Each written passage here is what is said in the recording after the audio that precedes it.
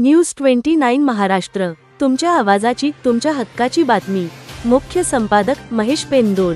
महाराष्ट्रातील पहिली मुस्लिम महिला IAS यवतमाळच्या अदिबा अनमचे UPSC 2024 मध्ये थेट यश।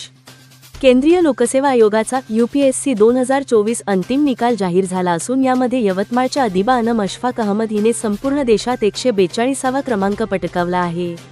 वयाच्या अवघ्या 23व्या वर्षी हे यश मिळवत तिने महाराष्ट्राची आणि यवतमाळ जिल्ह्याची मान उंचावली आहे।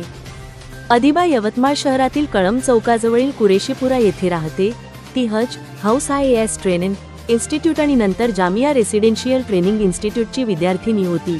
तिच्या या यशामुळे संपूर्ण जिल्ह्यातून आणि विशेषतः मुस्लिम समाजातून तिच्यावर कौतुकाचा वर्षाव होत आहे। मैंने इस साल UPSC में 142nd रैंक सिक्योर किया है।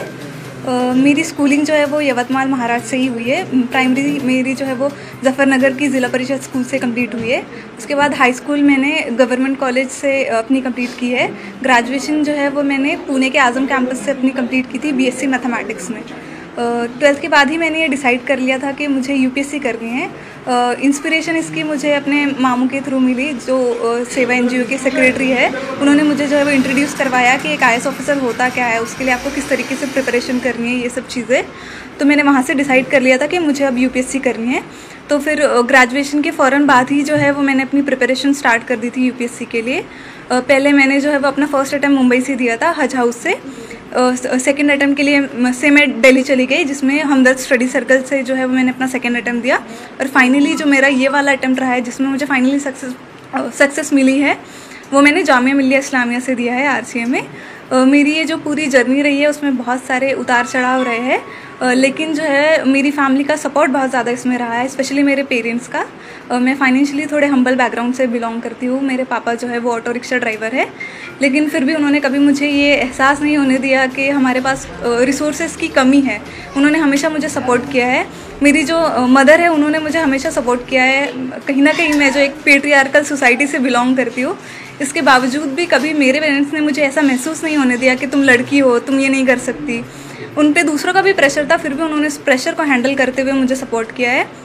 मेरी पूरी फैमिली, फ्रेंड्स, टीचर्स, सब ने मुझे इस जर्नी में जो है वो बहुत ज़्यादा सपोर्ट किया है। मैं अपनी प्रिपरेशन की बात करूँ तो ये मेरा 4th अटैम्प्ट था, तो इससे आप अंदाज़ा लगा सकते हैं कि जर्नी बहुत ज़्यादा डिफ़िकल्ट रही है। फेलियर्स बहुत सारे आए इसमें, लेकिन मैंने इस जर्नी में एक चीज़ सीखी है कि आपको पेशेंस और कंसिस्टेंसी जो है वो कभी इन दोनों चीज़ों का साथ नहीं छोड़ना है।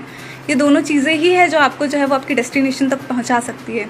आपके पास फेलियर्स आएंगे, बहुत सारे आएंगे, लेकिन आपको उन फेलियर्स से सीखना है कि आपकी गलती कहाँ हो रही है और आगे बढ़ना है। जो आने वाली पीढ़ी है, नए बच्चे हैं जो ये सोचते हैं कि कैसे मुकाम तक पहुंचना है, तो उनके लिए क्या सलाह देना चाहिए? मैं यही कहना चाहूँगी कि आप कभी ये मत सोचें कि आपने जो सपना देखा है वो पूरा होगा या नहीं।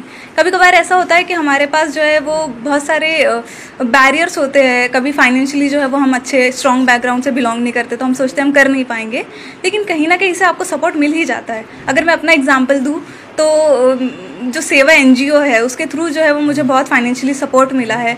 इस तरह से मदद जो है वो आती रही है। मेरे पेरेंट्स ने मुझे हमेशा बहुत ज़्यादा सपोर्ट किया है। तो आपको कभी अपने सपने का जो है वो छोड़ नहीं देना चाहिए, उसके लिए हमेशा कोशिश करती रहनी चाहिए। और फेलियर्स चाहे जितने भी आए, आपको कभी उनसे डरना नहीं है, उसको एक सबक की तरह लेना है कि इससे आप कुछ सीख रहे हो, कुछ इम्प्रूव करने की आपके पास एक अपॉर्चुनिटी है, जिसको आप जो है वो अपनी लाइफ में अप्लाई करके आगे बढ़ सकते हो। जिला परिषद के स्कूल है, उसमें भी उर्दू मीडियम है। ऐसी परिस्थिति में हमेशा लोग सोचते हैं कि बड़े स्कूल होना चाहिए, अंग्रेजी में ही पढ़ना चाहिए, तो क्या लगता है इसमें? ये मेरे हिसाब से ये बिल्कुल एक तरह का मिथ है। ऐसे कुछ नहीं होता है। अगर आप खुद हार्ड वर्किंग हो, अगर आप में उतना जज्बा है कि आपको अपनी लाइफ में कुछ करना है, तो आप कैसे भी हालात में जो है वो आगे बढ़ जाते हो। और स्कूल हमेशा से एक बहुत इंपॉर्टेंट पार्ट होता है आपकी लाइफ में कुछ सीखने के लिए। आप में खुद में वो जज्बा होना चाहिए कि आप उस अपॉर्चुनिटी को एक्सप्लॉइट कर पाए और उससे सीख पाए।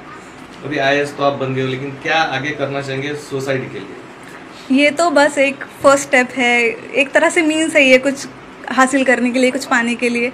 तो ये एक तरह से मेरे लिए मीन्स है कि मैं सोसाइटी को सर्व कर सकूँ, सोसाइटी में जो अंडर प्रिविलेज सेक्शन है उनके लिए कुछ कर सकूँ, स्पेशली गर्ल्स के लिए, क्योंकि मैं रिलेट कर सकती हूँ कि एक लड़की के लिए कितना मुश्किल होता है आगे बढ़ना और कुछ अचीव करना। तो मैं कोशिश करूँगी कि मैं एजुकेशन और हेल्थ केयर जो है उस पर ज़्यादा अपना फोकस करूँ और सोसाइटी के लिए कुछ कर पाऊँ। हमने सुने कि आपका खुद का घर भी नहीं है, तो पढ़ाई के लिए जैसा जो भी बोलना है बाकी बच्चों को, बहुत सारे लोग बोलते कि भाई पैसा लगता पढ़ाई के लिए वगैरह, तो उसके बारे में आप क्या बोलना चाहेंगे?